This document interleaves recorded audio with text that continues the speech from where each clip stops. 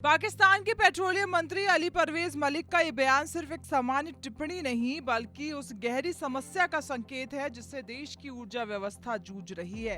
क्योंकि बिना किसी रणनीतिक तेल भंडार के किसी भी देश की स्थिति बेहद कमजोर मानी जाती है।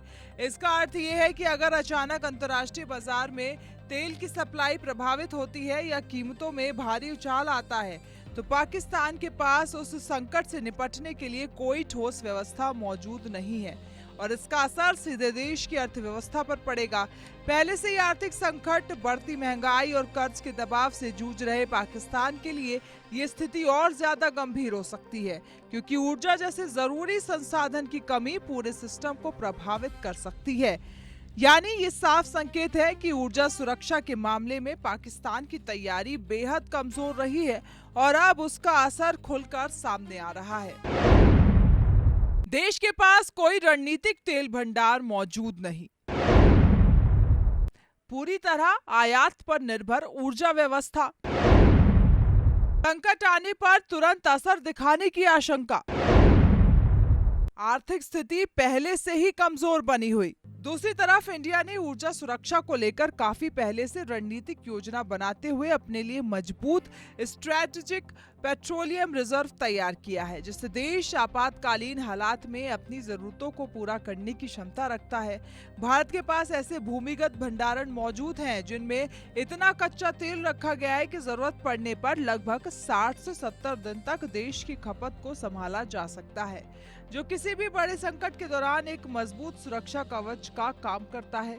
सरकार ने इन भंडारण सुविधाओं को देश के अलग अलग हिस्सों में विकसित किया है ताकि सप्लाई चेन को बनाए रखा जा सके और किसी एक क्षेत्र में समस्या आने पर पूरे देश पर असर ना पड़े। यानी साफ तौर पर देखा जाए तो भारत ने भविष्य के जोखिमों को ध्यान में रखते हुए पहले से तैयारी की है और यही वजह है कि वह इस मामले में मजबूत स्थिति में नजर आता है। अब सबसे बड़ा सवाल ये उठता है कि आखिर पाकिस्तान इस मामले में इतना पीछे क्यों रह गया, जबकि ऊर्जा सुरक्षा किसी भी देश के लिए सबसे अहम रणनीतिक जरूरतों में से एक मानी जाती है।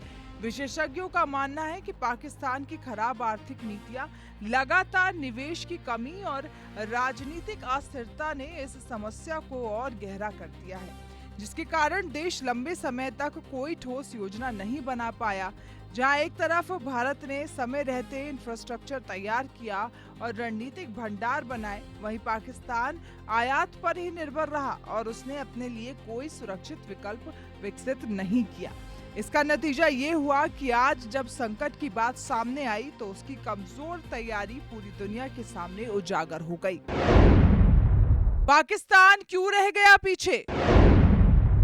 खराब आर्थिक नीतियों का लगातार असर, ऊर्जा सेक्टर में निवेश की भारी कमी, राजनीतिक अस्थिरता से विकास कार्य प्रभावित, दीर्घकालिक योजना बनाने में असफल रहा पाक। अगर वैश्विक स्तर पर तेल संकट गहराता है या किसी वजह से सप्लाई चेन बाधित होती है तो पाकिस्तान के लिए हालत बेहद गंभीर हो सकते हैं क्योंकि उसके पास इस स्थिति से निपटने के लिए कोई रिजर्व मौजूद नहीं है।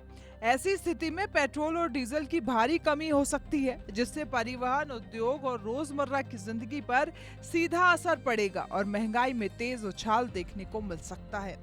ऊर्जा संकट का असर सिर्फ ईंधन तक सीमित नहीं रहेगा बल्कि बिजली उत्पादन और अन्य जरूरी सेवाओं पर भी पड़ेगा, जिससे आम जनता को बड़ी परेशानियों का सामना करना पड़ सकता है।